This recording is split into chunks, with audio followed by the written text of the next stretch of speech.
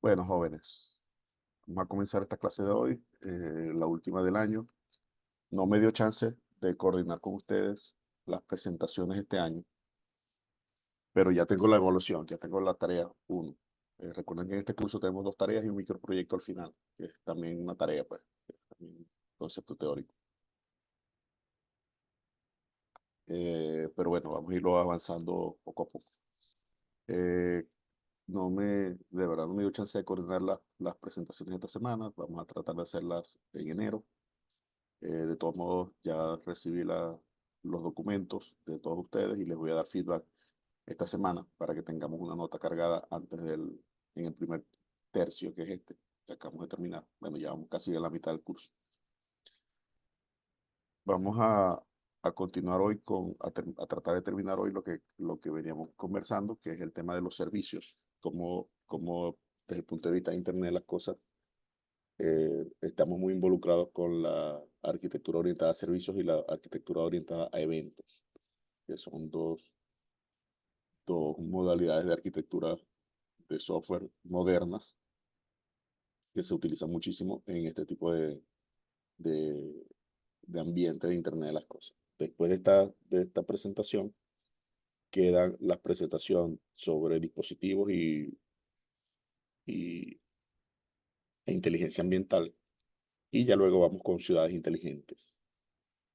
Vamos a tener una presentación sobre hogares inteligentes con, con interacciones y esas cosas que son, ya por supuesto todo eso es en enero, y luego de eso entonces vamos con el tema de ciudades inteligentes. Estamos bien completo, bien amplio y bien complejo.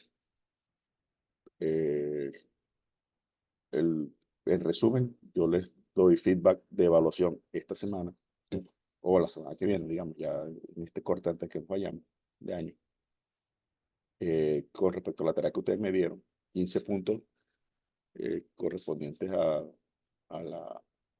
lo que yo revise de la tarea, y lo pendiente de esta tarea es con la presentación que ustedes harán, por supuesto, algunos a distancia y otros presenciales, dependiendo de su... Gracias. Y en ese caso hay que hacer como una lámina de presentación y demás, ¿no? Como una PPT para presentarlo. Claro, claro, por supuesto. Ok, ok. Hay que hacer una presentación, obviamente.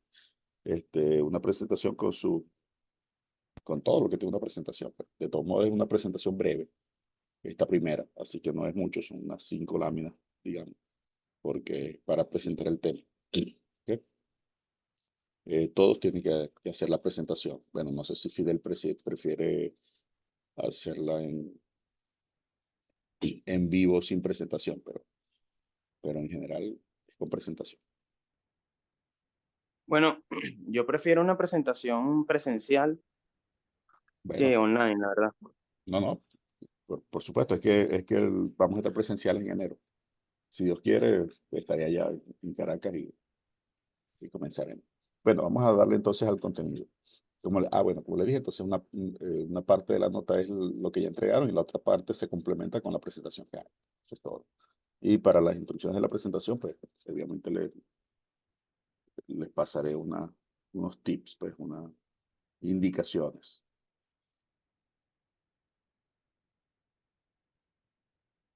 Bien, fíjense que habíamos llegado a esto. La semana pasada decíamos, bueno, finalmente después de una cantidad de pasos importantes, recuerden que estamos en un contexto que no es normal, un contexto, digamos, estándar. eh, los dispositivos los computadores tienen protocolos para acceder a los servicios, para descubrir los servicios, como el DNS, por ejemplo, en un, en un, en un servicio que se puede conseguir de manera automatizada. Usted hace un request y algún servidor de DNS te dice, mira, tu DNS soy yo. Eso, por supuesto, genera muchos tipos de vulnerabilidades, muchos tipos de problemas a veces de seguridad por el acceso, pero son cosas que ocurren. Eso puede ocurrir. Espérense un segundito. Por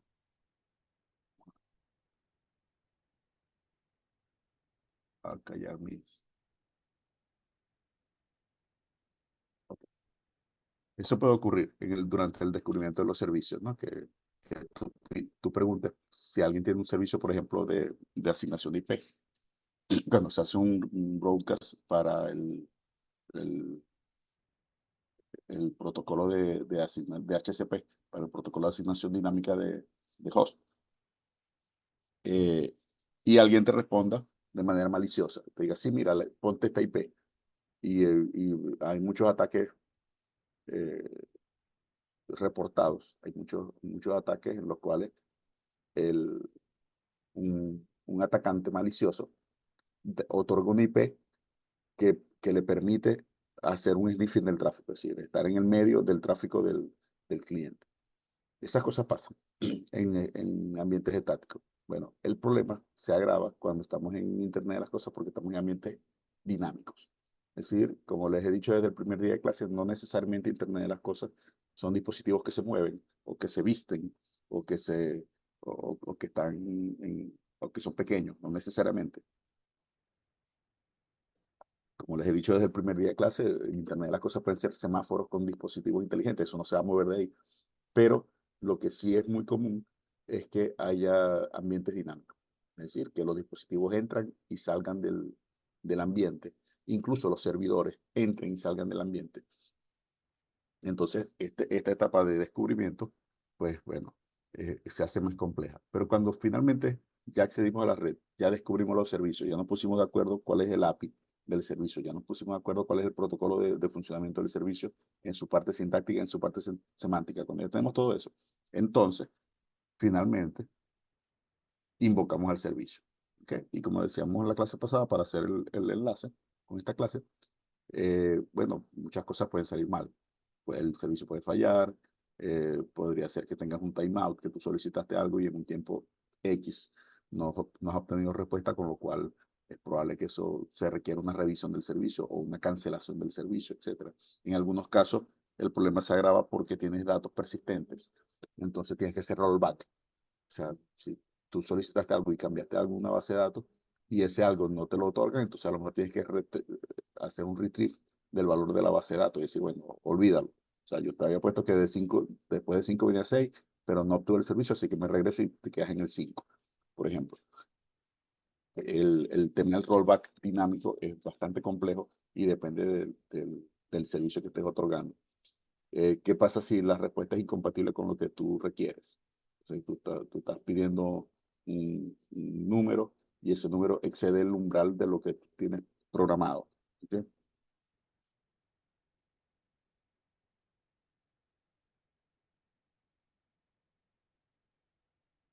Eh, ¿Qué pasa si definimos que hay estados? Finalmente,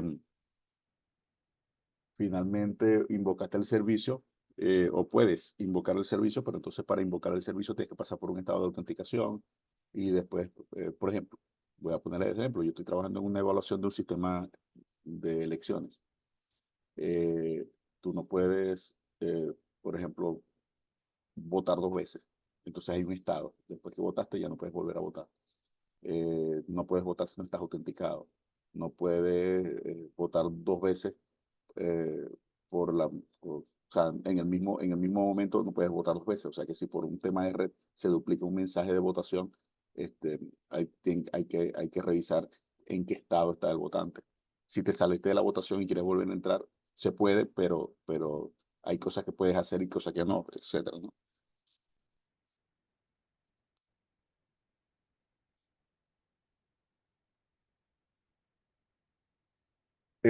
Eso que les estoy diciendo, pues, es esto que está acá. Los clientes, por ejemplo, en este caso el votante puede tener información parcial acerca del servicio. En este ejemplo que yo le estoy diciendo, no es un ejemplo clásico de Internet de las cosas, más bien es un ejemplo clásico de interacción web, porque yo me autentico, yo soy un usuario, en este caso un votante, me autentico, paso una serie de pasos de seguridad y luego voy a la votación.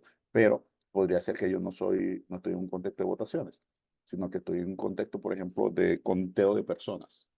¿Okay? Estoy en un contexto de conteo de personas y entonces estoy pasando con un dispositivo que está contando las personas y está evaluando dónde están las personas. Entonces, a lo mejor en ese contexto hay estados también que tienen que ser aplicados. ¿Okay? Por ejemplo, yo no podría, en un contexto de una multitud donde se está controlando el acceso de las personas a un cierto sitio, es muy probable que yo tenga un número limitado de servicios que puedo operar. Por ejemplo, tomar refresco, ir a un sitio, una cantidad limitada de veces que yo puedo consumir un producto, que eso está determinado por una máquina de estados. Entonces me tienen que llevar ese control. Una cantidad de veces que yo puedo ir a una atracción, en caso de un parque mecánico. Entonces, ¿quién es el dispositivo que está controlando eso? El brazalete que yo tengo. Ese brazalete me permite eso. Hay un orden en que yo puedo hacer las cosas. Entonces, eso también tiene que ser programado.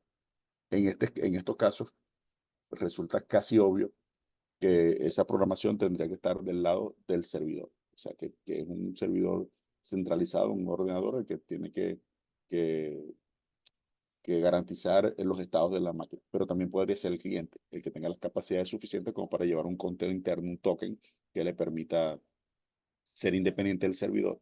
Y aunque yo me desconectara y me volviera a conectar, no pierdo la secuencia de las cosas que he hecho en ese contexto, en ese ambiente.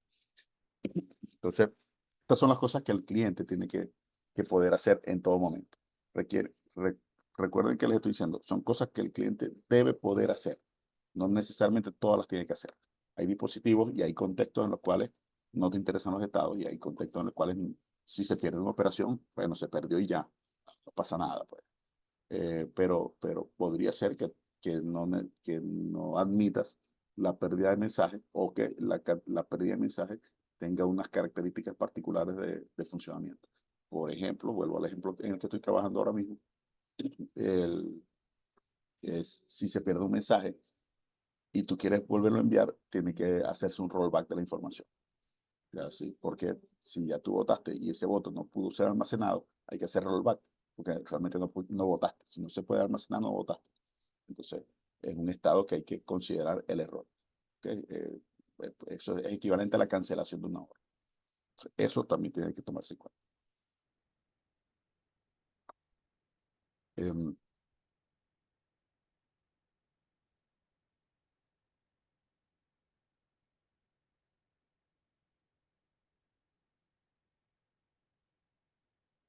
un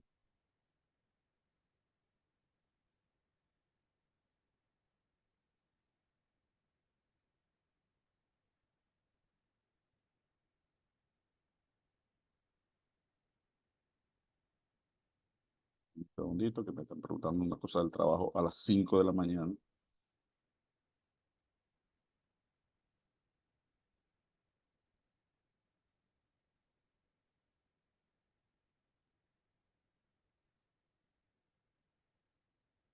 Ok. Entonces, como les decía, fíjense que la correcta invocación puede quedar a cargo del cliente o del servidor. Y eso es interesante. Eso es una cosa que me gusta mucho. Nosotros, junto con el profesor Antonio Rusonielo, estamos tratando de desarrollar una línea de trabajo en dispositivos inteligentes para Internet de las cosas. Él con la parte práctica de programación del dispositivo, los Arduino, las cosas, y yo con esta parte conceptual más teórica y con proyectos más grandes que los de Antonio. Los de Antonio son programar dispositivos, aprender a programar algunos dispositivos pequeños, programables, valga la redundancia, y yo voy más con la parte de concepto, ya tendría que ver con la programación. Pero lo interesante es que nos topamos con los mismos problemas, que es donde ponemos el control a veces. Entonces, ahí es donde empiezan las discusiones más interesantes. Normalmente no hay un servicio, sino una suite de servicios. Eh, por ejemplo, los juegos online, no hay un servicio, hay una cantidad impresionante de servicios que se están invocando en background y que algunos se activan con las interacciones del cliente. Eh, por ejemplo, la visualización es un servicio, el, el, eh, el conteo es un servicio, los mapas son un servicio, incluso la banda sonora es un servicio que se ejecuta en paralelo con otros servicios. Y por ejemplo, en el caso de los juegos online, el cliente puede activar muchos servicios en formato de evento, o sea, produce eventos que tienen que ser consumidos por otras partes del sistema. Tenemos que considerar todos los aspectos que tienen que ver también con la comunicación. Tenemos que ver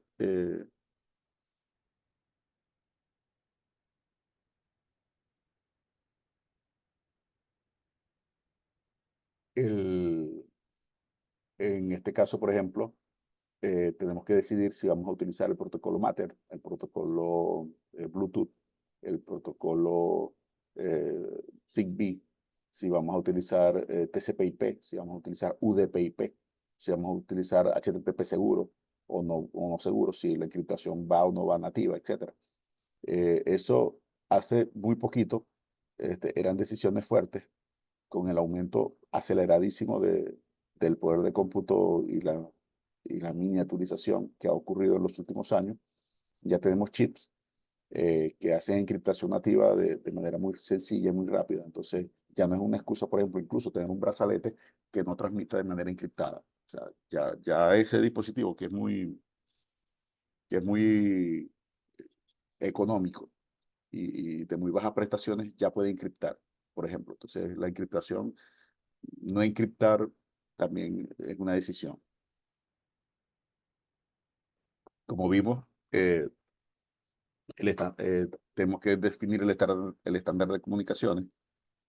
Si bien los estándares de comunicación modernos están basados en cosas como JP, JSON y otras tecnologías de empaquetamiento de mensajes, eh,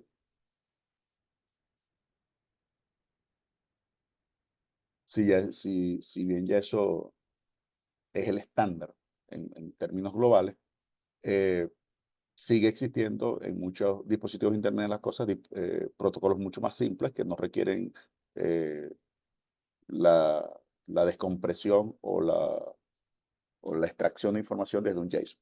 Por ejemplo, ¿cuántos de ustedes tienen en sus casas bombillas inteligentes? Si alguno las tiene.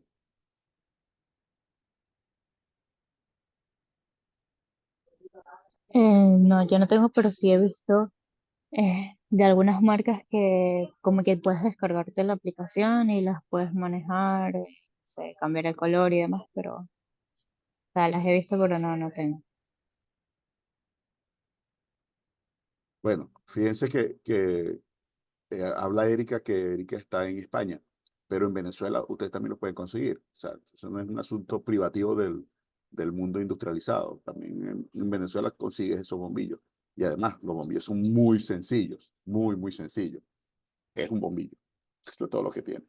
Y ese bombillo, ya cuando tú lo conectas dentro de la parte, digamos, gordita del bombillo, que si recuerdan que, que estos bombillos de tipo fluorescente tenía como una base más gruesa, que ahí es donde estaba el control electrónico del fluorescente.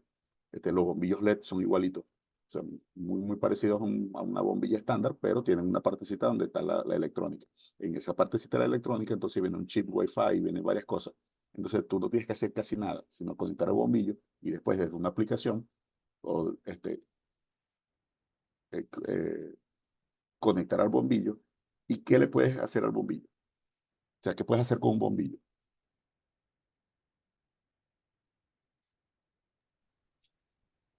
Encenderlo, apagarlos, y bueno, en el caso en que puedas cambiar los tonos del color de la luz que emite. Exactamente. Si es un LED que tiene multicolores, eh, le puedes cambiar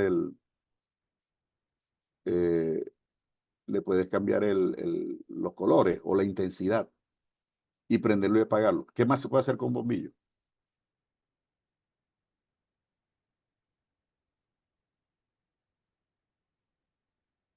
Fíjense que Ariana dice una cosa más interesante, programar las horas en las que se esté encendido o apagado. Es interesante, no solamente lo puedes prender y apagar, también lo puedes programar. Pero, o sea, si tú buscas las cantidades de servicios que puede tener un bombillo, o sea, quizás programar es lo más complicado. Quizás eso es lo más complicado porque requiere que tengas un dispositivo dentro del bombillo que, que esté vivo todo el tiempo y que saque la cuenta. Pero si es un bombillo inteligente de este tipo, obviamente va a tener un pequeño microprocesador que está haciendo eso. Entonces, la cantidad, los recursos que requiere ese dispositivo son tan básicos y las comunicaciones son tan básicas y el set de instrucciones que puede ejecutar son tan básicos que, que sencillamente no es necesario hacer, por ejemplo, una descomposición JSON ni XML, mucho menos XML. O sea, sencillamente tú tienes un set de instrucciones que lo programas de una manera muy simple.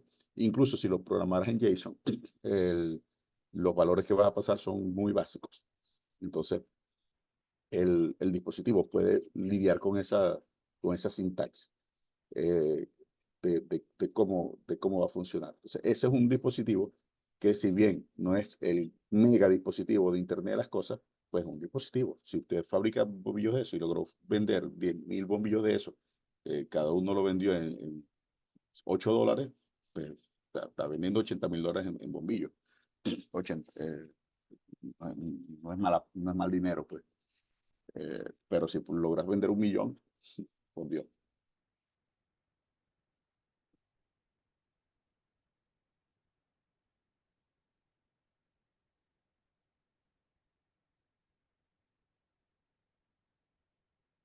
Ajá. Como les decía, en este caso, el manejo del ahorro puede estar en el lado del cliente o en el lado del servidor. Si el bombillo yo lo estoy controlando, por ejemplo, con mi teléfono, lo más seguro es que yo delegue eso en el lado del bombillo. O sea, que el bombillo, yo le diga, mira, te vas a prender en tales horas y te vas a apagar en tales horas y te vas a poner en tal intensidad. Y eso quede en la memoria del dispositivo. El dispositivo es súper pequeño, pero con suficientes recursos como para poder hacer eso. Eso no requiere casi nada. ¿Ok? Pero si yo quiero hacer cosas más complejas, como por ejemplo, no es un bombillo, imagínense que no es un bombillo, sino es un edificio. Yo acá en El Salvador, en el centro de la ciudad, hay montones de edificios que tienen iluminación coordinada. Entonces ponen lucecitas azules y blancas, que es la bandera de El Salvador, y se ven cositas, y mandan mensajes con los bombillos de la iluminación externa de los edificios. Entonces ya ahí la cosa es un poquito más complicada. Ya ese control no lo podrías tirar del lado del bombillo o coordinar los bombillos para que hagan eso, porque requeriría bastante más recursos en ese dispositivo. Ya no sería un bombillo de $8, sino un bombillo de $20, por ejemplo. Entonces, ahí por ahí, el control tienes que pasarlo al lado del servidor. Por ejemplo, si Erika quisiera o Ariana, que sus bombillos se prendieran y se apagaran con una musiquita navideña, por ejemplo. Fíjense que la instrucción es la misma, préndete y apágate, pero el control para que haga ese servicio ya es un poquito más complejo. Tengo que poner la música, coordinarla, no sé qué. Eso lo tiene que hacer otro ente. Entonces ahí tengo que involucrar un servidor, que puede ser un computador, puede ser un asistente doméstico, puede ser un dispositivo comprado para eso, que es otro dispositivo de Internet de las cosas. Entonces hay dispositivos de Internet de las cosas que son del tamaño como de un termostato de aire acondicionado, o sea, una cajita, que son controladores de luces. Entonces, ese dispositivo tiene un poquito más de cosas. Y ese dispositivo entonces controla las luces. Entonces ya ese es el servidor de las luces. Y es un dispositivo de Internet de las cosas también, que tú lo conectas aparte y que además se puede conectar con con el asistente doméstico. Entonces fíjense que las cosas se van poniendo más interesantes, más chéveres, pero más complicadas, ¿no? En este caso, el control queda del lado de eso y ese dispositivo es el servidor. Ese dispositivo es el servidor, no es un cliente. A su vez, ese dispositivo es cliente de otro, por supuesto, pero ese dispositivo es el servidor. Deben considerarse los aspectos de eficiencia, recursos y consumo de red, desde luego. En el caso de la bombilla eléctrica, la bombilla está conectada a la corriente y una de las cosas que tienen esos bombillos es que tienen que estar encendidos siempre. Entonces son de muy bajo consumo y en realidad, aunque el bombillo esté apagado, el dispositivo está consumiendo electricidad porque él se energiza para poder funcionar.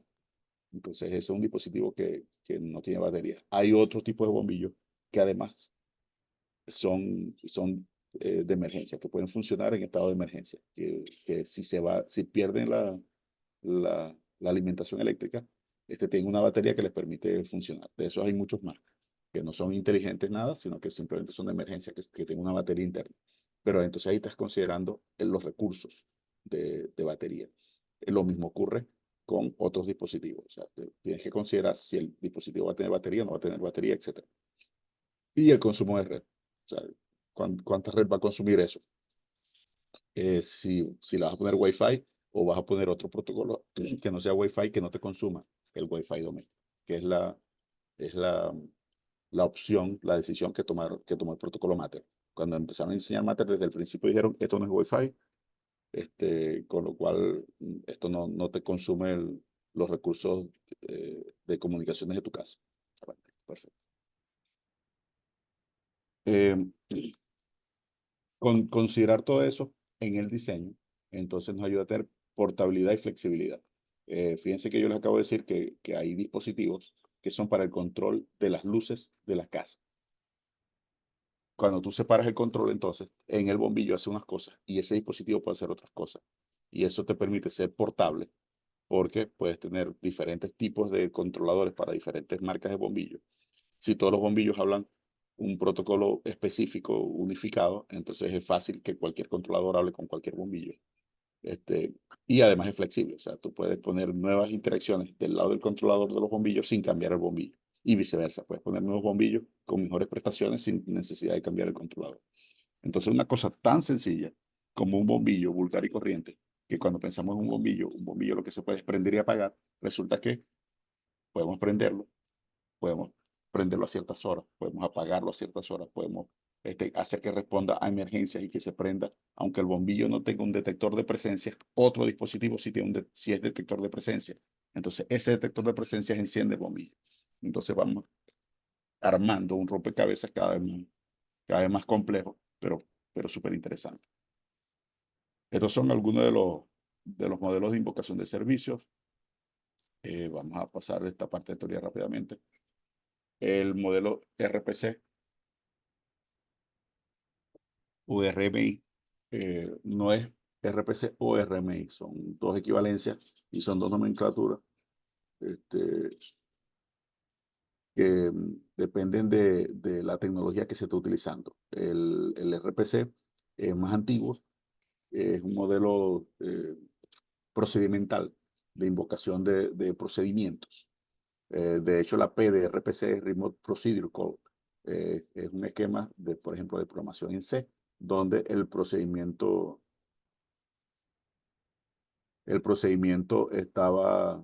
eh, vivía en un espacio de red lejano y el invocador del procedimiento estaba en otro espacio de red en otro lado. Entonces, un procedimiento invoca a otro. Cuando un procedimiento hace una llamada al procedimiento B, ese procedimiento B realmente vivía bien lejos.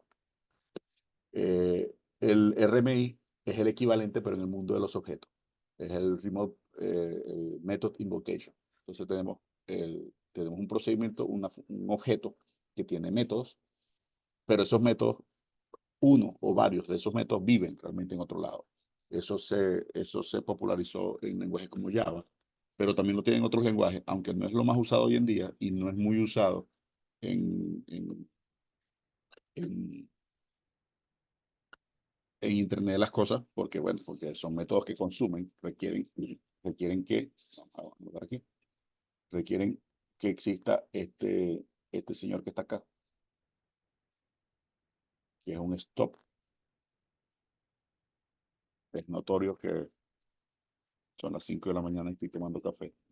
Mi pulso no es nada lindo a esta hora. Acá. Necesito estos stops. ¿Qué son estos stops? Son un middleware que obtiene el, el método o la invocación al procedimiento, o la llamada al procedimiento o la invocación al método, y lo envía por la red a alguien que va a responder al método o a responder al procedimiento.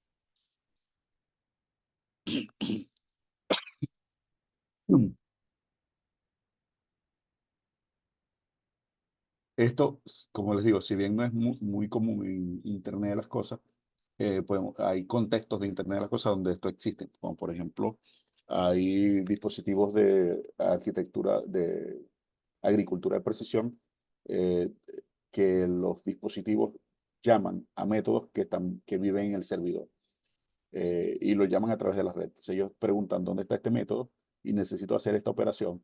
pero ellos no invocan directamente al servidor, sino que lo hacen con un método interno. Eh, la desventaja de hacer eso es que requiere más recursos de software y además la plataforma tiene que ser uniforme. Ahí sí es muy difícil que tú tengas heterogeneidad, que tú puedas comprar un dispositivo de otro fabricante e incorporarlo a eso, porque tienes que tener el mismo protocolo de invocación de método, básicamente que tengas el mismo lenguaje de programación y el mismo ambiente operativo. Por ejemplo, el mismo Java configurado de manera similar, entonces es un poquito más complicado. Pero el modelo de RPC-RMI se trata de esto, el modelo en el cual tú puedes invocar un método o un procedimiento remoto.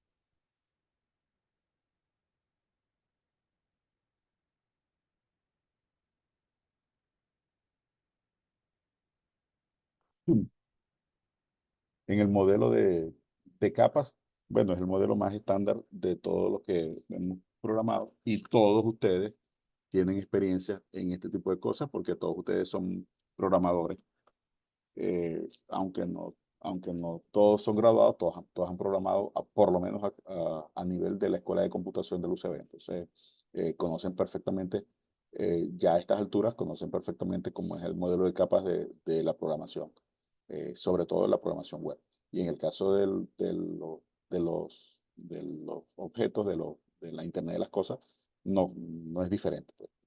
El objeto, el dispositivo, eh, simplemente invoca a una acción de su dispositivo más cercano y ese a su vez puede invocar acciones de otros y otros y otros que son cada vez más complejos y con mejores recursos. Esta es una forma de programación que es clásica de los ambientes web. Y cuando las cosas se van haciendo más complejas, cuando los servicios web se van haciendo más complejos, involucran datos, involucran un montón de cosas, este es el modelo que es más dominante. ¿Por qué? Porque se hace a nivel de microservicios y esos microservicios se van poniendo cada vez más lejos. Con frecuencia esos microservicios se responden desde sitios muy remotos, pero tú los invocas desde locaciones muy cercanas, donde tu proxy le pide al otro y el otro le pide al otro y el otro le pide al otro hasta que alguien le responde. ¿Ok? Pero esa forma de integrar servicios, esa arquitectura de integración de servicios basada en objetos remotos, eh, ha demostrado hasta el día de hoy, hasta la fecha en que estamos hoy, que ha sido la más exitosa porque digamos, es la que permite mayor integración y mayor grado de, la palabra técnica correcta se llama de disgregación, de acoplamiento, de desacoplamiento. Puedes desacoplar los diferentes elementos de tu solución y ponerlos en diferentes sitios. Entonces, bueno, el modelo en capas funciona en esa forma. El modelo pipeline es menos utilizado, poco utilizado. En el modelo pipeline, en un servicio, estás obteniendo llamadas de diferentes fuentes de datos y de diferentes entradas de diferentes clientes y que se van realizando, las entradas de uno son las salidas de otro. Eso es bastante común en ambientes de aprendizaje de máquinas. También es bastante común en ambientes donde lo que estás desarrollando son métodos numéricos. ¿Ok? En Internet las cosas no es tan común. No tengo un ejemplo preciso, pero bueno, es un modelo de programación que podría aplicarse también a los dispositivos de Internet de las cosas. Se me ocurre, por ejemplo, que para control de tráfico, el, en control de tráfico podríamos tener dispositivos que alimenten una fuente de datos, esa fuente de datos, la salida de todos los dispositivos alimenta otra fuente de datos y de esa manera se va haciendo lo que se llama el pipeline, lo que se va haciendo la tubería de invocaciones que al final terminan en un repositorio de datos. Pero no tengo un ejemplo preciso para Internet de las cosas que tenga esto. En los repositorios, ahí sí tenemos mucho más ejemplos de Internet de las cosas. En el modelo de repositorio de datos, los clientes comparten datos en un sitio específico y de acuerdo a estos datos, los, se trabaja en un esquema que lo vamos a ver en un par de láminas, que es el esquema de pizarra. El repositorio es es el estado del servicio, son los valores que tienen las variables y que tienen las diferentes partes del servicio que estoy desarrollando. Y luego tienes agentes que consumen esos datos y que son los que, bueno, alimentan los datos. No solamente los consumen, sino que los proveen. Eh, Así como vimos que hay el modelo push-pull para, el- para, el- para las aplicaciones móviles, aquí también hay un modelo push-pull, donde tú pones cosas en un sitio y tomas cosas de ese sitio. ¿Qué es ese sitio? Ese sitio no necesariamente es un sitio público. No estamos hablando de una página web ni nada por el estilo. Por ejemplo, ese sitio puede ser un espacio de memoria compartido virtual en el asistente doméstico. El asistente doméstico puede tener lo que se llama una pizarra, un blackboard de, de, de mensajes y los dispositivos que se están conectando van poniendo información allí y otros dispositivos la van consumiendo allí. Entonces no me conecto directo con el dispositivo A, sino que lo hago de manera indirecta. Voy a un sitio, fíjense que no estamos hablando del concepto de middleware, o sea, yo no estoy haciendo una invocación a un servicio a través del asistente doméstico. Estoy usando el asistente, una parte del asistente, un servicio del asistente, que es un repositorio de datos para que me dé datos que hay allí. Un ejemplo, un ejemplo es el de la temperatura ambiente. Fíjense que yo puedo tener más de un termómetro, por ejemplo, en un espacio, y los termómetros van alimentando un espacio de información. Entonces, los dispositivos que requieren saber la temperatura no tienen que conectarse directamente con el termómetro. Van a un servicio de temperatura que me provee el asistente doméstico. Y ese servicio de temperatura tampoco es un servicio en el sentido estricto, es simplemente datos. O sea, qué temperatura hay en tal momento, en tal hora. Y eso se va publicando. Fíjense, como lo dijo ahí en la lámina, eso no es un sitio público, ni es web. No es que yo tengo que poner un servidor HTTP, Apache, y un repositorio de datos que me retorne un JSON, o con programar un servicio con un microservicio que yo haga un hit a ese microservicio y ese microservicio me responda. No tengo que hacer nada de eso. Es simplemente el único hit que voy a hacer es a un sitio donde yo sé que están publicadas las temperaturas con sus horas. Y eso es todo. O sea, yo voy ahí y tomo la última temperatura o la temperatura de la hora que me interese, porque a lo mejor lo que estoy haciendo son estadísticas. Entonces, pues, lo, lo que me interesa es ver eh, qué temperatura había a medianoche. ¿Ok?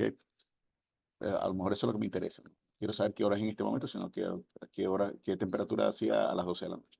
Pero bueno, esa información está allí. En ese tipo de modelos simplifican mucho las cosas porque eh, la invocación al servicio es mucho más sencilla. Incluso la invocación al servicio puede ser un simple get, o sea, leer un valor que yo sé que está en un sitio determinado. Y el que hace las veces de Blackboard, lo único que tienes que hacer es mantener la información allí. Eso tiene algunas características. La información puede tener un timeout, por ejemplo. Yo pongo una información en una pizarra y digo que esa información va a durar 1 hora, 12 horas, 24 horas o unos minutos. Entonces, bueno, una vez que se cumplió ese tiempo de vida, se borra esa información y ya. Listo. Entonces, fíjense que es un modelo muy simplificado, pero que es muy útil. Por ejemplo, podemos tener en un Blackboard información acerca de qué personas están dentro de la casa en un momento determinado. ¿Para qué creen ustedes que puede ser útil esa información puesta en un Blackboard que es a la vez público y privado? ¿Por qué digo que es público y privado? A ver,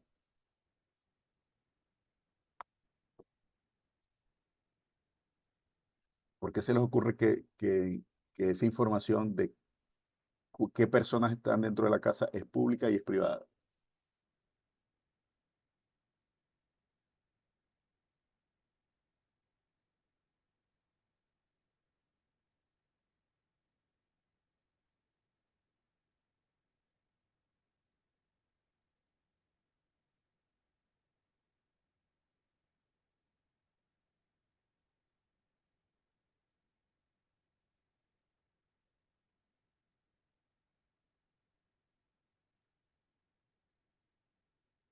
Los perdí.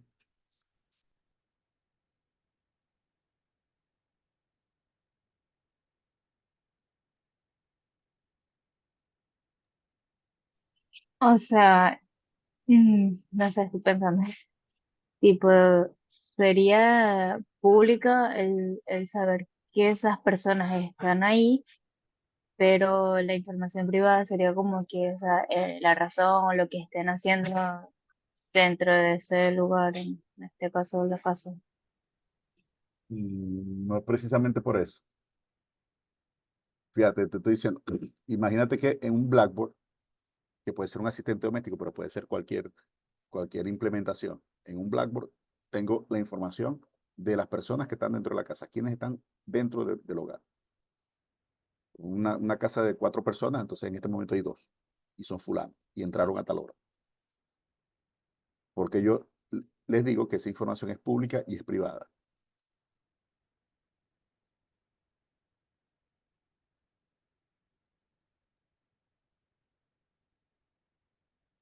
No sé si será que las personas que están dentro de la red pueden ver quiénes son los que han estado dentro de la casa, pero las personas que están por fuera no pueden verla. Exactamente. O que esté a lo mejor de alguna forma encriptada para que nada más si estás autenticado y autorizado para poder ver la información, puedes desencriptarla y entenderla.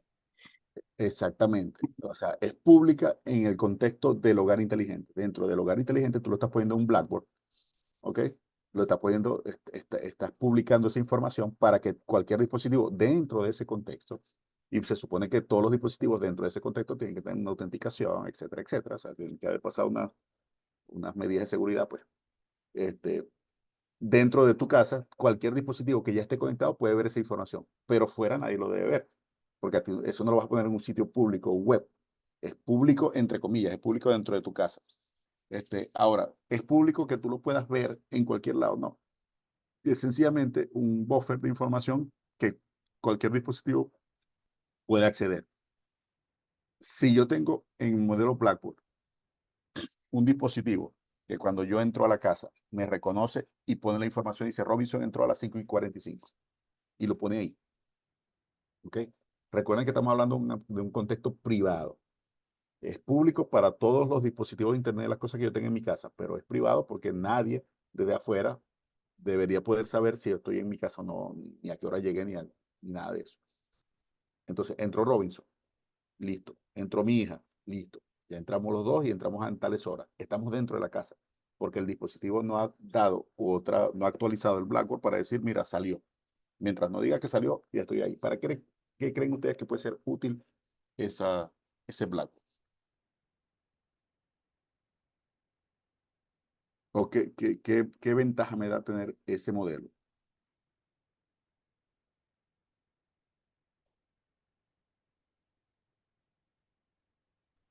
¿Se me escucha? ¿Sí? Bueno, lo primero que se me ocurre es el ejemplo que usted siempre coloca de que los bombillos se prendan, por ejemplo, cuando la persona está entrando. Por ejemplo, fíjate, O, en ese caso, el manejador de los bombillos no tiene que saber quién soy en particular, sino que hay alguien en la casa. Entonces él consulta el Blackboard, si hay una actualización, entonces él enciende los bombillos, por ejemplo. Si él se da cuenta que el Blackboard está vacío, así que no hay nadie en la casa, de repente, depende de la hora, lo puede apagar o prender, ¿no? O sea, también depende de la hora. Pero eso es un pequeño ejemplo, pero podríamos ir mucho más allá. Olvídense de los bombillos. ¿Qué utilidad puede tener que, desde el punto de vista informático, tú tengas un buffer que te indique qué personas están en la casa en un momento determinado?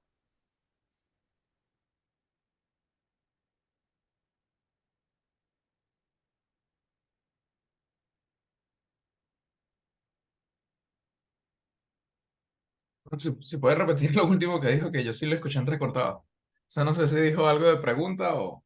Sí, sí. ¿Qué utilidad puede tener eso que les estoy diciendo? Tener un Blackboard público para todos los dispositivos que yo tenga dentro de mi casa. Privado, por supuesto, porque es solo en el contexto de mi hogar.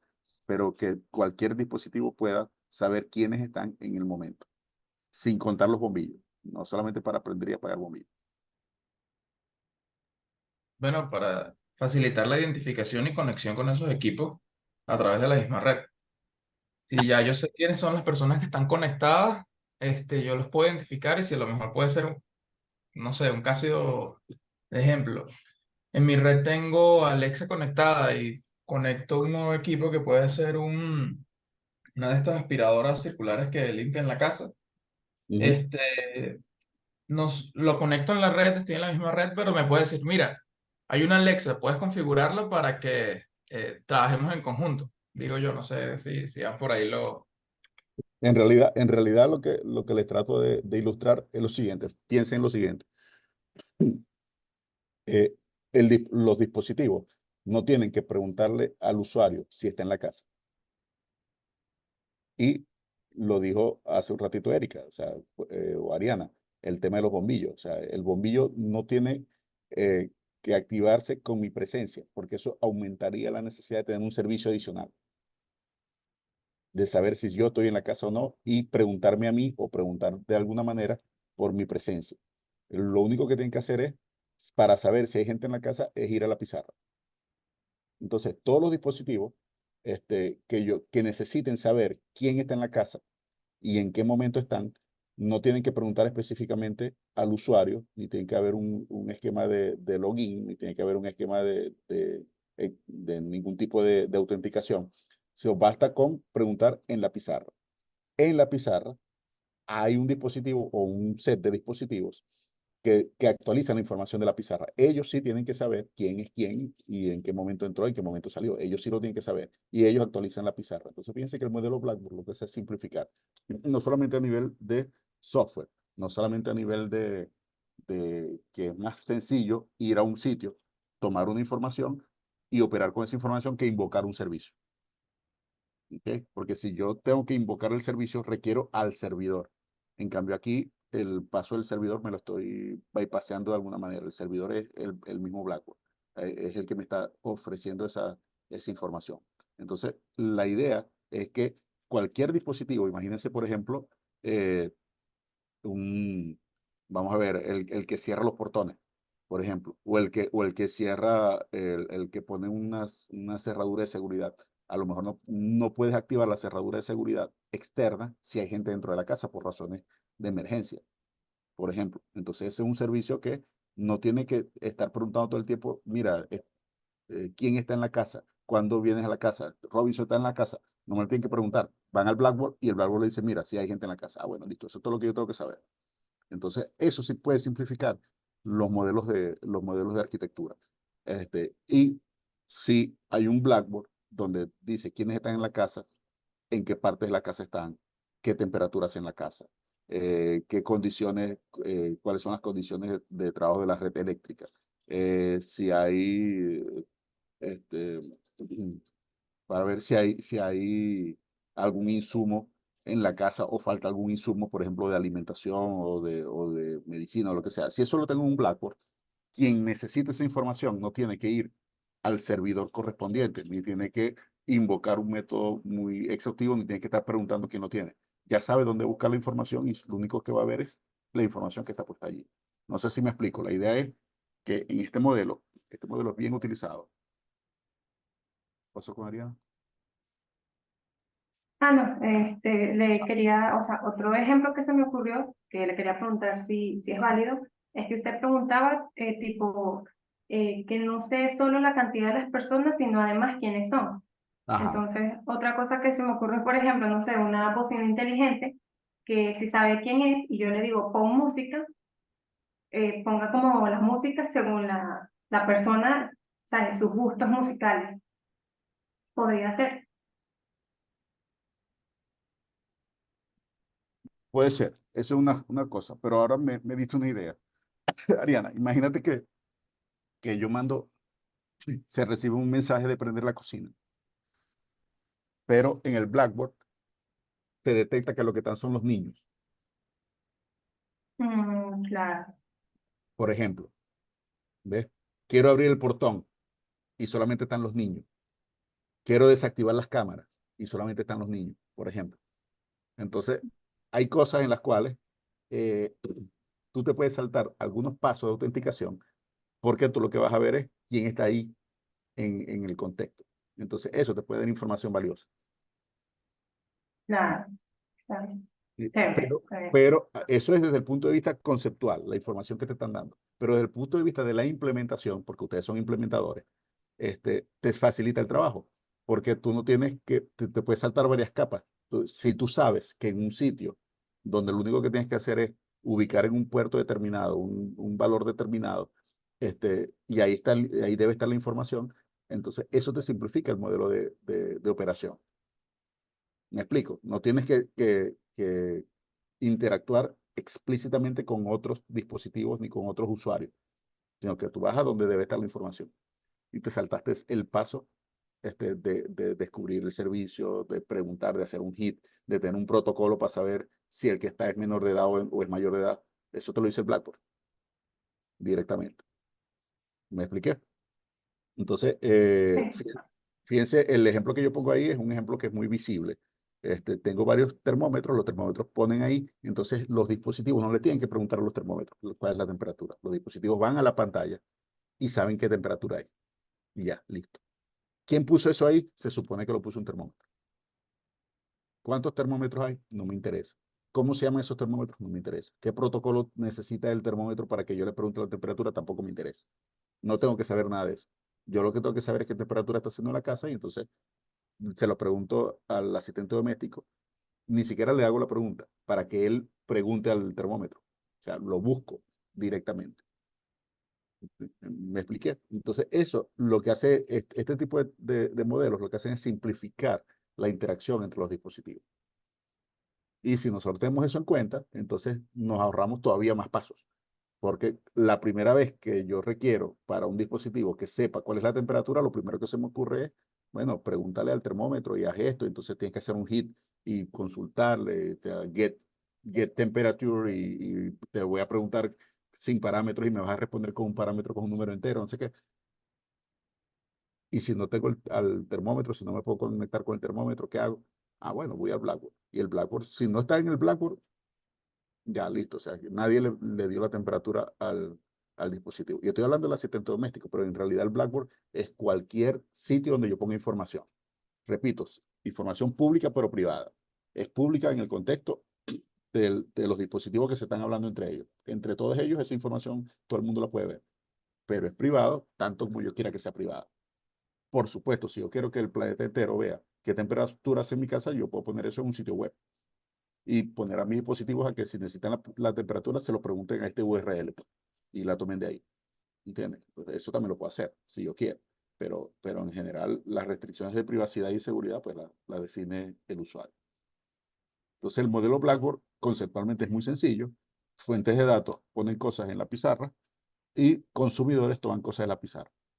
¿Okay? Y la ventaja que tiene, les repito de nuevo, es que no tienes que conectar directamente al consumidor con la fuente de datos.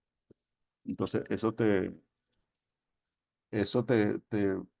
facilita montones de operaciones a nivel de implementación de software.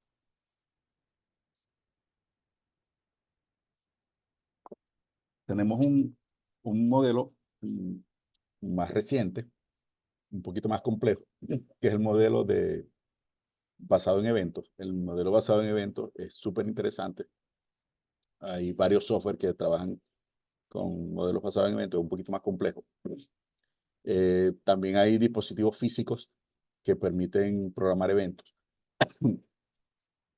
Y la programación basada en eventos, o eso se llama EDA, Event Driver Architecture, arquitectura dirigida por eventos, es básicamente, es conceptualmente muy parecida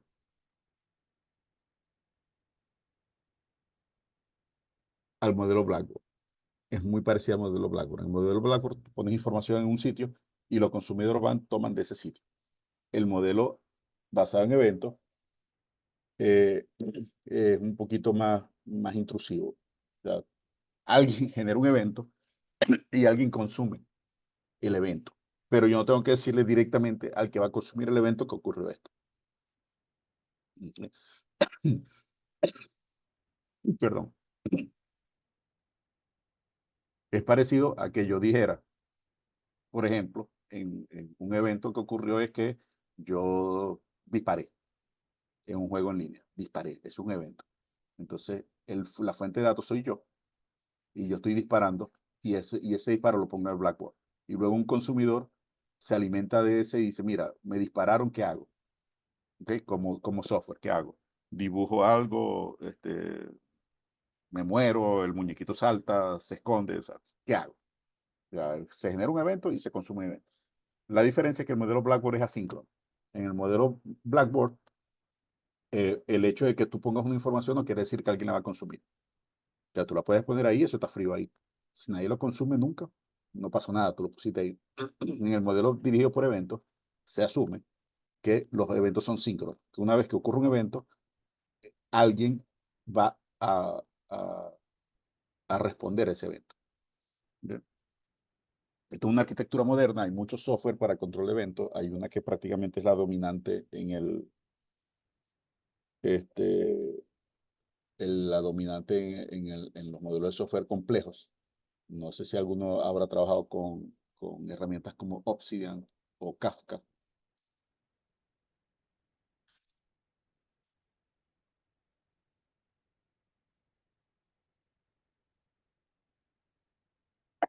Eso, esos software son software que están todo el tiempo en ejecución, haciendo esto que está acá, haciendo un lazo de eventos, donde el que produce un evento envía los eventos a este servidor, ¿ok? Al despachador de eventos.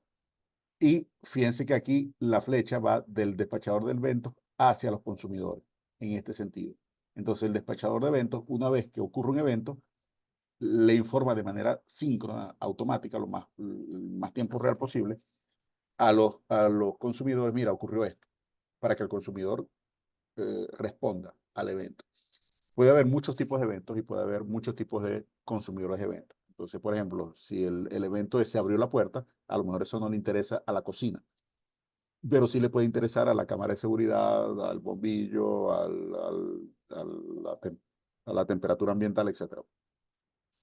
Pero el evento que ocurre cuando se llega a una temperatura en el horno es un evento que tiene que ser respondido automáticamente por un sistema de alarma o de aviso o de mensajería para el cliente. Mira, ya está lista la torta. Entonces se genera un evento que a lo mejor solamente da un aviso, pero a lo mejor puede hacer otras cosas, como encender una alarma o lo que haya que hacer. Entonces, en el modelo de arquitectura basada en eventos, eh, hay muchos motores de eventos en el mercado que se pueden programar. Los asistentes domésticos tienen, por supuesto, sus propias implementaciones de manejo de eventos.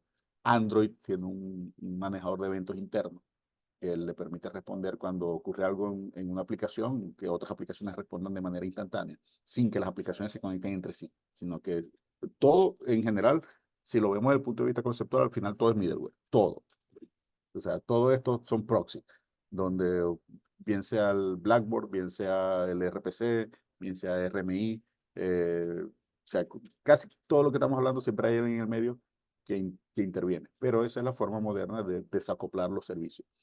En el caso de los eventos, la diferencia es que los eventos se asumen que son síncronos. Es decir, ocurrió un evento, alguien responde.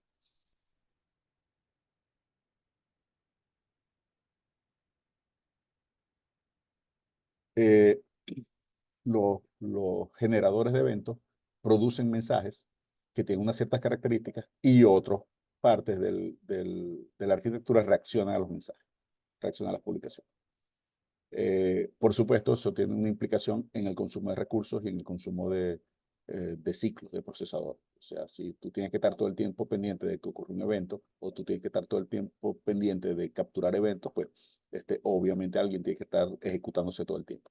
Entonces, es adecuado en ambientes que requieran esta interacción instantánea, que requieran tiempo real y requieran acciones síncronas. Los juegos de computadora, por definición, son así, por definición. Es decir, nadie se imagina un jueguito de computadora donde yo esté en tiempo real haciendo pues, cualquiera de estos juegos de batallas, Call of Duty, cualquiera de esos, y que yo dispare y tenga que esperar hasta que alguien responda y responda al mensaje como si fuera un correo electrónico. O sea, mira, te disparé y a la hora, ay, me mataste.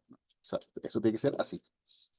Y además hay montones de eventos que se responden de diferentes maneras. Cuando estamos jugando y estamos usando los controles, ahí estamos generando eventos de todo tipo. Más el movimiento es un evento también que se genera. Y entonces eso, hay partes del software que responden a eso. No solamente la visualización, también la puntuación y un montón de otras cosas van respondiendo a los eventos que se van generando en tiempo real. Entonces, ese es un modelo muy utilizado hoy en día. En el Internet de las cosas domésticas, pues hay dispositivos que tienen que responder a eventos, mientras que otros dispositivos pueden ser más asíncronos y pueden estar menos atendidos a eventos. Por ejemplo, pueden revisar la temperatura cada 10 minutos para tomar decisiones, cada 5 minutos. Eso no es necesario que responda un evento. Mientras que otros que tienen que ver, por ejemplo, con la salud de las personas, son dispositivos que están tomando información de la salud de la persona, eso tenemos que tener alguna forma de arquitectura de evento, porque si ocurre un evento de salud, pues la respuesta tiene que ser inmediata, o por lo menos el aviso tiene que ser inmediato. ¿Cuándo poner eventos? Bueno, no todos los eventos son de la misma importancia. No es lo mismo que un dispositivo de Internet de las Cosas detecte que un corazón ha dejado de latir a detectar que la temperatura subió 1 grado o detectar que está lloviendo.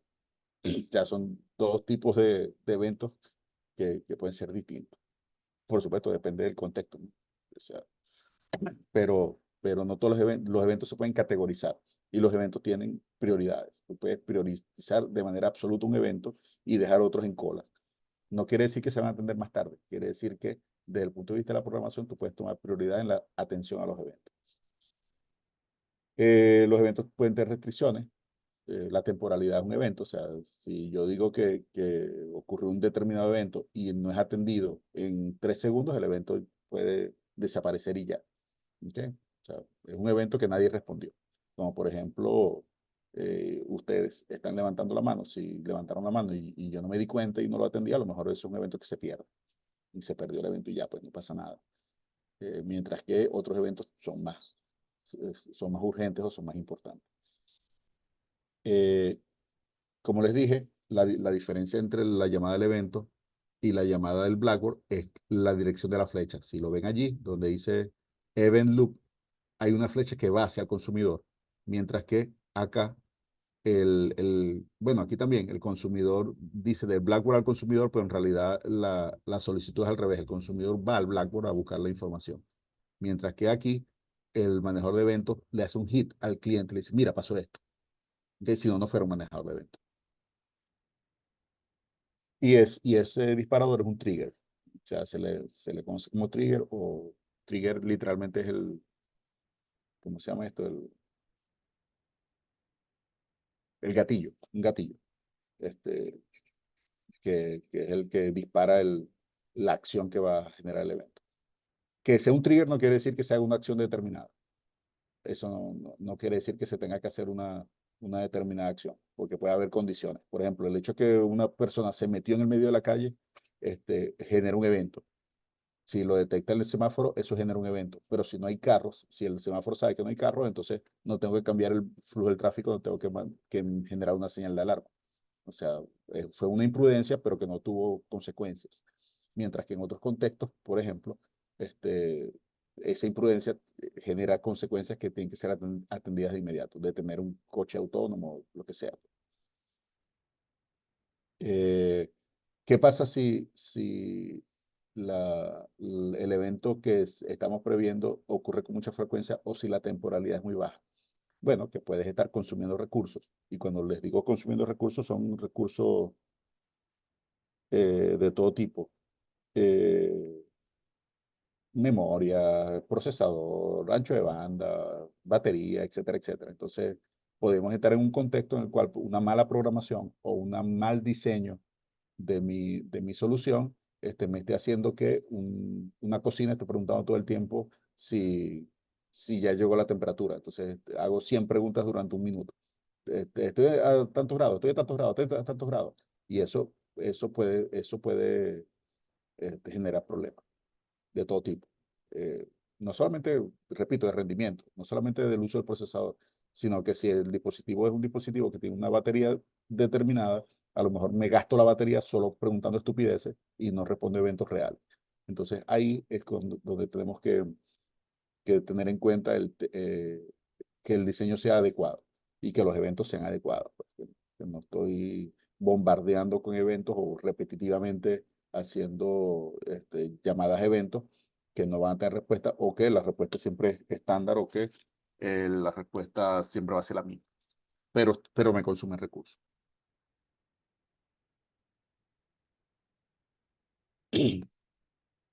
Eh, esto de la atención a las solicitudes hay que verlo siempre con bastante pinza. Una de las cosas bonitas que me ha pasado en el tiempo que tengo enseñando esto y viendo proyectos de Internet de las cosas, es ver cómo vamos refinando lo que era una idea buena, originalmente plasmada en una forma, y la refinando para determinar qué cosa es necesaria y qué cosas no son necesarias, qué cosas cosas puedo hacer y qué cosas no debo hacer. Eh, por ejemplo, el tema de los eventos síncronos y asíncronos. Los eventos tienen que ser síncronos, las invocaciones pueden ser asíncronas. Eh, Tengo que tener en cuenta que si un dispositivo responde siempre a los eventos que se le invocan, entonces yo podría casi fácilmente hacer una denegación de servicio de ese dispositivo a punta de generar eventos, a punta de hacer llamadas. Ojo, y las llamadas son válidas. O sea, las llamadas son, son legítimas, solo que en mi contexto no estaba diseñado de manera natural que se llamara 100 veces por minuto, sino una vez por hora. Entonces, como yo pensé que se iba a llamar una vez por hora, pues yo programé así. Y nunca me di cuenta que un dispositivo con mal funcionamiento o la ocurrencia repetitiva de un evento, por ejemplo, un cambio de temperatura yo lo puedo tomar como un evento. Pero ¿qué pasa si el termómetro está permanentemente yendo de 36 a 37, a 36, a 37, a 36 en un contexto porque está fuera a la intemperie? Eso puede ocurrir. O sea, pueden ser cambios mínimos de temperatura que generen eventos porque el evento es real. Hubo un cambio de temperatura, pero ese cambio de temperatura no me interesa procesarlo. Un cambio de temperatura de 1/10 de grado, a lo mejor a mí no me interesa procesarlo. Me interesa llevar registro, pero no responder a ese evento. Entonces, si tengo eso, el overfitting, la sobrevaloración, la sobreprecisión de los datos me pueden generar problemas. Y eso lo vemos digamos, en el mundo real, lo vemos con mucha frecuencia. Por ejemplo, los dispositivos de proximidad a veces son muy finos, la palabra no es finos, como yo diría, son muy sensibles. Entonces, cualquier cosita que ocurra lo toman como un evento de proximidad. Si con un evento de proximidad, después de las 10 de la noche, usted llama a la policía, pues llega un momento en que es Pedro y el lobo, nadie le va a hacer caso. Porque dice, mira, este tipo tiene una vaina ahí que está llamando a la policía cada 2 minutos. O sea, eso no tiene ningún sentido. ¿Ok? Porque es súper sensible y cualquier cambio mínimo genera un evento que es innecesario. Entonces, esas cosas también tienen que ser parte del diseño. Y bueno, es interesante ver cómo muchas iniciativas tienen que ser refinadas porque lo que pensabas al principio te das cuenta que fácilmente puede fallar por estas consideraciones, porque tienes overfitting, porque tienes supersensibilidad, porque tienes generación repetitiva de eventos, etcétera, etcétera. Claro, hay que colocar como un threshold, un umbral, ¿no? Siempre para ese tipo de diseño. Lo que hay que diseñar con mucho cuidado, porque el umbral lo podrías romper también. O podría ser que deje de tomar eventos importantes porque el umbral es muy grande. O sea, es un tema de diseño y es un tema de aprender cómo es el contexto real en que estás operando. Incluso el mismo dispositivo en dos contextos distintos puede operar de forma distinta. El mismo dispositivo con la misma programación. ¿Por qué? Porque en un contexto, la condición que tú estás capturando, por ejemplo, la presencia de personas, ocurre mucho. y es muy frecuente y es muy sensible, y tú puedes engañarte fácilmente pensando que las personas entran y salen de la casa cuando en realidad lo que hay es un árbol que te está tapando una luz. Entonces, así, vean mi rostro en la grabación. Pasa una nube, esto está oscuro. Se quitó la nube, está claro. Entonces, imagínense que hay un árbol que tiene una rama que está haciendo esto, ¿sí? Que se está moviendo. Entonces, el dispositivo podría pensar que las personas están entrando y saliendo de la casa constantemente, por ejemplo. Entonces, eso puede generar eventos. En otro contexto más estable, se activa una sola vez cuando entro y una sola vez cuando salgo. Entonces, el threshold no es estático, no es absoluto, no puedes definirlo para todas las condiciones, tienes que estar en condiciones determinadas. Eso es aprendizaje. Por lo interesante de esto es que si tú eres el que diseñó el dispositivo y la solución de Internet de las cosas para tu hogar, que dependiendo de la entrada y salida de personas haga cosas, pues tienes que tomar en cuenta todas esas consideraciones. No es lo mismo ponerlo en un sitio donde la estabilidad es alta, a ponerlo en un sitio donde es altamente inestable, o poner ese dispositivo en una casa de familia, que tiene una familia típica de 4 o 5 personas, que ponerlo en la entrada de un restaurante. O sea, en la entrada de un restaurante va a entrar muchas más personas en unas determinadas horas. Entonces, eso es el threshold. Hasta eso hay que considerarlo bien en las condiciones en las que estás operando. ¿Okay? Independientemente de eso, tienes que determinar también qué modelo vas a hacer. La cantidad de personas que está entrando por minuto la vas a poner en una pizarra para que los demás lo vean, y la tomen de ahí, o lo vas a generar como un generador de eventos para que los otros dispositivos respondan de manera instantánea, o lo vas a hacer, o lo vas a hacer un enlace directo el que toma la entrada de la persona con el que debe responder. Entonces ya es un modelo de invocación de un microservicio que está en el otro dispositivo. Todas esas son consideraciones de diseño. Eh, entonces, cuando invocas los servicios por demanda, bueno, se puede parecer a esto. O sea, capturas el query, vamos a verlo por aquí, capturas el query, que es lo que estamos acostumbrados en programación normal y corriente nuestra.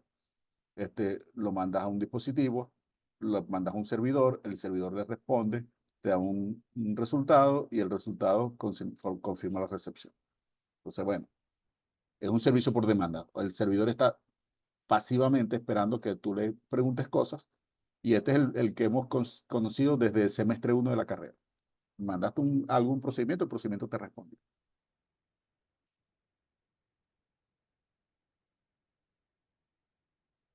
¿Ve? O puede ser más complejo. Puedes tener métodos que estás invocando a diferentes servicios, y el servicio de compra a su vez invoca una cantidad impresionante de métodos que están por detrás en background. O sea, la invocación de servicio por demanda puede ser muy compleja, puede ser muy sencilla. Y de nuevo, repito, vamos al contexto. Y salir de perdón, salir de fácilmente se convierte en este. Es decir, que por detrás sigue habiendo montones de otros servicios que se invocan por demanda, como por ejemplo los servicios de pago, servicios de suscripción, servicios de seguridad, servicios de bitácoras, de login, de almacenamiento de historias. O sea, todos esos servicios están en background y se van invocando en la medida que tú invocas el primer servicio. Entonces, tú querías hacer una cosita muy sencilla y eso dispara una cadena de eventos que son servicios que están llamando a otros servicios. Eso tenemos que tenerlo en cuenta, porque eso puede afectar la operación de nuestra solución de Internet de las cosas. Con frecuencia se dice que el verdadero negocio de la Internet de las cosas no es el dispositivo, sino la información. Que para Amazon es una mina de oro saber que en determinadas horas, en determinadas zonas de la ciudad, se están activando al mismo tiempo tantas, ¿cómo se llama esto? Aspiradoras automáticas. Es verdad, la aspiradora automática es un dispositivo que se vende, hay un negocio ahí, hay una ganancia. Probablemente hay un servicio de software por suscripción que también se venda. Probablemente no, probablemente una vez que tú compras el dispositivo ya no requiera pagar más nada. Pero los dispositivos se conectan al asistente doméstico que se conecta a un centro de datos. Entonces tú puedes obtener toda esa información. Esos son servicios que invocan otros servicios, que invocan otros servicios, y tienes que tener en cuenta si esos servicios van a generar un costo, si esos servicios van a generar una suscripción, si el usuario se puede desuscribir de esos servicios. O sea, tienes que tomar en cuenta todas esas cosas. Y aunque tú fuiste el que inventaste ¿cómo se llama? Un brazalete, que es muy simple, es muy barato y no hace nada, si tú logras hacer un enlace de ese brazalete con una fuente de datos y almacenar todos los usuarios que tienen el brazalete, cuándo lo usan, dónde lo usan, qué información hicieron, cuánto se movieron, esa información vale mucha plata. Pero requiere que ese servicio ya no sea simplemente contra un servidor simple aislado. Tienes que integrar eso con otros servicios en background, entonces pasa de esto a esto y después a esto. Entonces ya no solamente estás conectando, sino que te estás conectando a la vez por detrás con Amazon, con, se quieren, con servicios de almacenamiento, con el servicio de minería de datos, con servicio de inteligencia artificial, y vas haciendo la cosa más gorda. Pero bueno, el mundo moderno es así. Eh, el, el modelo de los servicios por demanda, pues, eh, es es lo que debería funcionar siempre, pero bueno, tienes que tener en cuenta que eso te va a funcionar bien si tus clientes son ligeros y que te va a funcionar bien si el ancho de banda es adecuado, que tengas buen ancho de banda para conectarte con todo el background de las cosas que tienes por detrás. Y además tomar en cuenta una cosa moderna que normalmente, de las que normalmente no le hablamos en la escuela, pero que es parte del mundo moderno, que es el costo. Que muchas veces esto no es gratis. Entonces tú vendiste un dispositivo que costaba €1 y $1 y era súper barato, o menos de $1, era súper barato y chévere y se conecta con tu servidor, pero después tú quieres aprovechar esa información y meterle un modelo de captura de datos y de análisis de datos y lo quieres subir en Amazon y quieres analizar la información de todos tus clientes. Pues Amazon te va a decir, papi, usted tiene que pagar tanto mensual. Y usted se va a dar cuenta, mira, que voy a pagar más en Amazon que por lo que vendí los brazaletes. Entonces ya no se trata solo de vender el brazalete, sino de vender el servicio. O sea, eso impacta todo tipo de cosas. Eh, Nosotros normalmente no vemos mucho los impactos económicos en la escuela, pero en esta materia sí, porque en la segunda tarea y en la tercera tarea tienen que tener en cuenta el contexto económico. Como vamos a ir refinando el diseño de una solución de ciudad inteligente, pues ahí sí tenemos que tener en cuenta qué servicios de background voy a utilizar, si necesito servicios en la nube, si necesito servicios de seguridad, si necesito servicios de análisis de datos, inteligencia artificial, etcétera, etcétera, porque nada de eso es gratis en el mundo y tú tienes que pensar si tu solución efectivamente va a ser sostenible. Que yo pensé en una solución en un negocio y a largo plazo, de verdad eso va a dar plata. O sea, ¿cómo va a dar plata eso? ¿Qué modelo de suscripción voy a tener? ¿O va a ser un modelo de un solo pago? Porque lo que vendí fue el hardware, eso es lo que me interesaba. O sea, ¿cómo es el negocio de la suscripción? Pero bueno, lo de los servicios tiene que ver con eso, porque los servicios por demanda pueden requerir un pago, pueden ser por costo. Bueno, ya estamos terminando. Lo- los modelos de invocación de servicio es simple, son más complejos, ¿no? Es solamente pegarse un Blackboard y decir, mira, ¿qué hay en esta dirección de memoria? O ¿qué hay en este espacio de memoria? Este, Requieren una complejidad de programación mucho más alta. Eh, tengo que tener en cuenta las comunicaciones, el almacenamiento, la rapidez, la inmediatez, la, la agilidad del servicio. Eh, no es lo mismo que un servicio se responda de manera local, que te responda Alexa de manera local, a que tú tengas que hacer una consulta a un centro de datos externo. Aunque sea un segundo, ya eso puede ser mucho tiempo en algunos contextos. Entonces, eso también hay que tenerlo en cuenta. Los recursos locales, no solamente memoria, batería, procesador,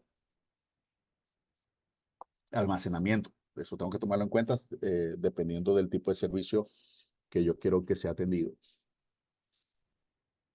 Los dispositivos móviles tipo teléfonos no son el único tipo de dispositivo que usaremos en el futuro cercano. No solamente vamos a usar teléfonos y relojes inteligentes, vamos a utilizar muchísimos otros tipos de dispositivos de los cuales apenas estamos viendo los primeros pasos en estos días. Vamos a ver más lentes inteligentes en la medida que se hagan más económicos. Vamos a ver dispositivos como el que yo les mandé en el grupo, de los que se ponen acá como un carnet y que tiene su propio proyector.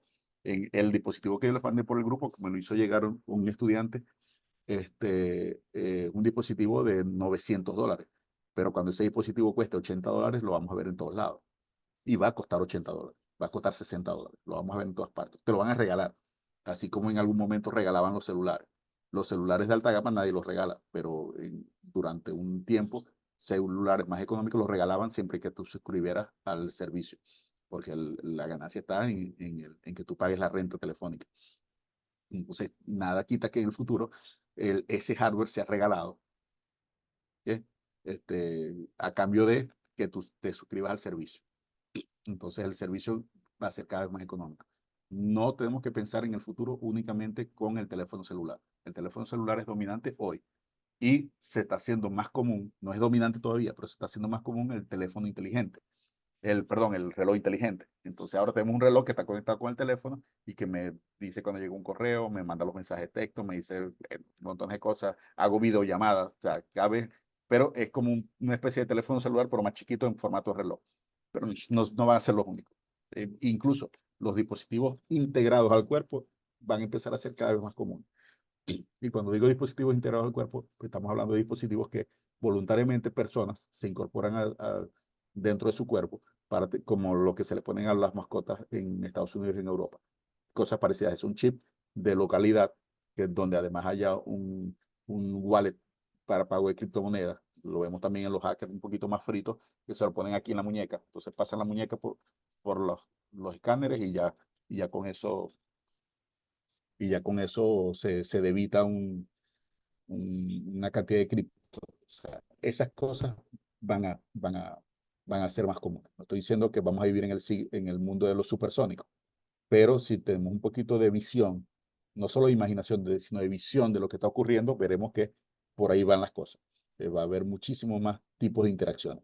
Y muchas de esas interacciones no van a ser que las va a poner el usuario. Muchas de esas interacciones van a ser cosas que van a estar en los sitios.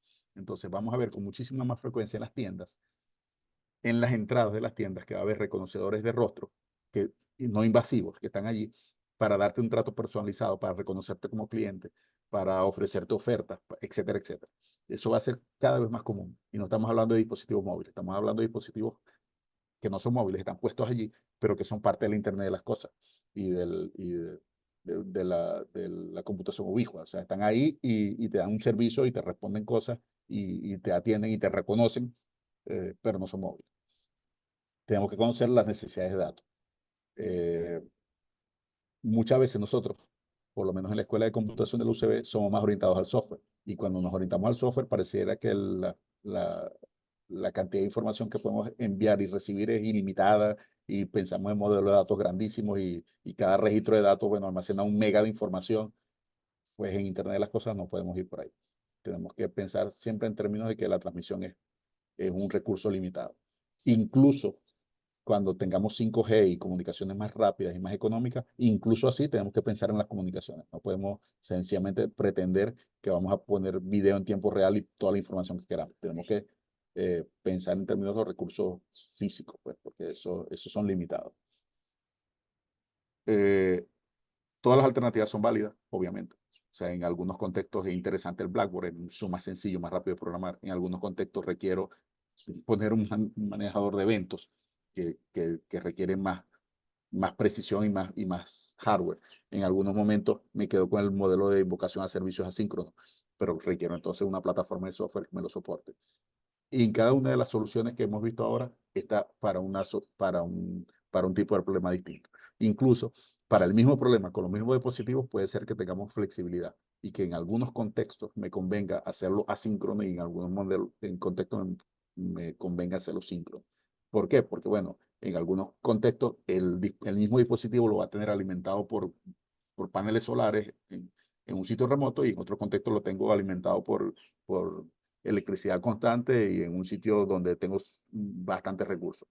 Es el mismo dispositivo. Entonces, es posible que yo tenga que configurar o permitir la flexibilidad en mi dispositivo. y que por configuración yo use un modelo o use otro, que me consuma unos recursos o u otros recursos. En todo caso, en el siglo XXI no te puedes apartar de la privacidad y la seguridad. Tienes que tener en cuenta eso, siempre. Sobre todo si estás transmitiendo información personal. Hay ejemplos en los cuales la información que se transmitía no era personal, pero el contexto sí era personal. Y fíjense una cosa que pasó de la vida real. Por eso los usos maliciosos del sistema. Yo les pregunté un día si alguno de ustedes era corredor, era runner. La gente que corre, que hace runner, se afilia a servicios que le muestran un mapa por donde van corriendo, ¿no? Las personas. Por supuesto, si yo soy una persona políticamente expuesta o millonario, no sé qué, yo no quiero que la gente vea por donde yo voy a trotar, por ejemplo. Entonces yo puedo desactivar ese servicio. Pero el que te está dando el servicio a ti, la aplicación que te está dando el servicio a ti, tiene esa información. Entonces estadísticamente ellos pueden hacer mapas de dónde está la gente sin decir quiénes son. Entonces, están salvaguardando tu privacidad. ¿Qué pasó en el año 2017, 2016-2017? Que una cantidad de militares norteamericanos estaban usando eso porque, bueno, son norteamericanos y les gustaba ver cuánto habían corrido, pero eran militares en Afganistán, en bases militares que se suponía que eran secretas. Entonces, ¿qué ocurrió? Hubo un fallo de seguridad porque la aplicación, por defecto, mostraba las rutas donde esos tipos estaban trotando. Y resulta que alguien se dio cuenta y dice, mira, hay alguien usando esta aplicación, presumiblemente alguien que tiene acceso a la aplicación, que pudo comprar el reloj, si un norteamericano o un occidental que compró eso, pero está corriendo en esta montaña en Afganistán. ¿Qué es eso? O sea, ¿cómo interpreto eso? Bueno, o sea, no hay que ser muy genio. Eso es un fallo de seguridad. No te están diciendo quién es. No están violando tu privacidad. En principio no es una violación de seguridad, pero en ese contexto es un error publicar esa información. Entonces, una cosa que la empresa estaba haciendo por defecto resultó en un fallo muy importante de seguridad que costó vidas. Porque rápidamente alguien del lado contrario dijo, mira, aquí hay americanos en esta zona. No debería haberlos, pero los hay. Entonces, bueno, los detectaron, los descubrieron. Y viceversa. Un fallo de seguridad ha permitido ubicar a terroristas, porque están usando servicios que son chismosos, porque no fueron diseñados de manera milimétrica. Entonces, en el mundo moderno esto es esencial, para que, digamos, para preservar la seguridad de los usuarios y la privacidad, por supuesto. Bueno, los modelos híbridos están en todos lados. Ya con esto terminamos, bueno, vamos a rapidito, un minuto. Los modelos híbridos son cosas como Edge Computing o la CDN, donde ya no tienes que llegar hasta Amazon para que te respondan, sino que llegas a sitios más cercanos. Entonces, como les decía hace un par de clases, la CDN te pone las cosas más cerca para que el dispatch sea más rápido. Pero eso también tiene sus pros y sus contras. A lo mejor la información que está ahí no es la última que se está generando en el centro de datos central, sino centro de datos central, disculpen la repetición, sino en la base de datos central, sino que hay un pequeño delay, a lo mejor eso no me conviene. El tener acceso a datos cercanos y el edge computing es que muchas veces los datos se bajan desde los centros de datos main hasta prácticamente el router que tú tienes en tu casa. Entonces el router es el que te está respondiendo. Eso tiene sus pros y sus contras, porque no necesariamente se sincroniza la información en tiempo real, no necesariamente la información es consistente para todos los usuarios, no necesariamente la información se actualiza de manera adecuada, pero el despacho de la información es más rápido. Entonces, estos modelos híbridos son la tendencia en el futuro, donde la información que van a utilizar los dispositivos de Internet de las cosas se tiene que dar rápido, se tiene que dar de una manera eficiente, y entonces, bueno, esa información lo que se hace es distribuirla. Pero cuando distribuimos información, entramos en un problema que es el corazón de los sistemas distribuidos. Usted distribuye la información, como garantiza que la información es la correcta, que la información es consistente y que hay integridad. Entonces, esos son los retos. Y muchos de esos retos, pues, obviamente, se van solucionando de maneras parciales o con soluciones parciales, al costo de, por ejemplo, no tener la última información, pero con la información que tengo puedo operar. Ah, bueno, perfecto, porque entonces soy más rápido, aunque no tenga la última. pero cada tanto actualizo y entonces la información tampoco es tan vieja. O sea, esos modelos híbridos de acceso a la información son la tendencia y van a seguir siendo tendencia. Entonces, bueno, con esto terminamos por hoy. Ya nosotros no nos vemos más ni a distancia ni de manera síncrona, pero por el grupo les voy dando informaciones para el tema de la evaluación, para sacar la evaluación antes de fin de año y tener ya una previsión de cómo vamos a planificarnos en enero. Y espero que en enero, por lo menos los chicos que pueden ir a Caracas sea presencial y los demás nos conectamos por Zoom, pues tendré el Zoom en el salón de clase. Bueno, jóvenes, ha sido un placer como siempre. Eh, Todavía es muy temprano, hoy es 11 de diciembre, pero desde ahorita les deseo a todos una feliz Navidad. Vamos a estar en contacto por el grupo y vamos a estar pendientes de la tarea para que no se vayan sin una evaluación. Un abrazo a todos, saludos, Vale, Igual, profe, muchas profe, gracias. gracias. Chao, Ahí. hasta luego. chao.